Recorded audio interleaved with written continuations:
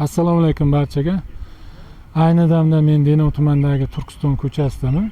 Bu yerga turishim sababi ko'chalar ta'mirlandi. Ta'mirlanib ham bo'ldi. Hozir berk. Bir narsaga hayron qolaman-da.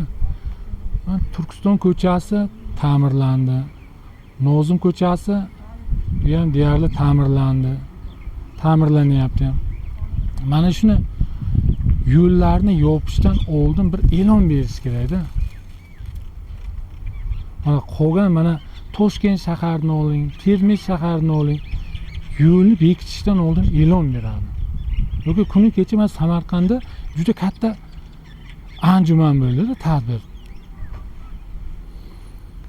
O'sha Samarqand ko'chasi qaysi ko'chalari bekiladi, qayerda aylanib o'tadi? Bir aholiga noqulaylik keltirmaslik maqsadida barchasini ishlab chiqaradi-da. Bizda Denov tumanida ko'rmayman-da men shunday narsalarni.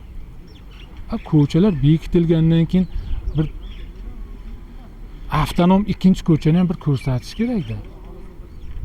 Hozir masalan mana shu ATPni oldiga kelaman desa, mana shu ATP bilan, mana shu Turkiston ko'cha bilan Nozim Mirzayev kesishadigan joyga kelaman.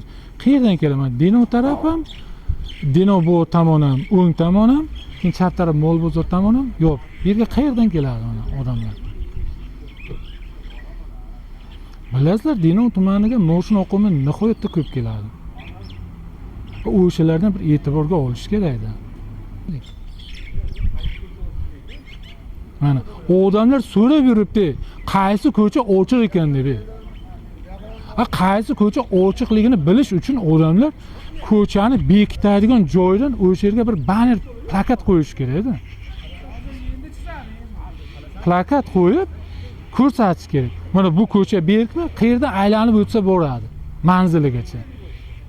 Mana shunday holatlarda ham ko'rmaymiz-da biz. Kelgusida mana mas'ullar shunga e'tibor qilish kerak.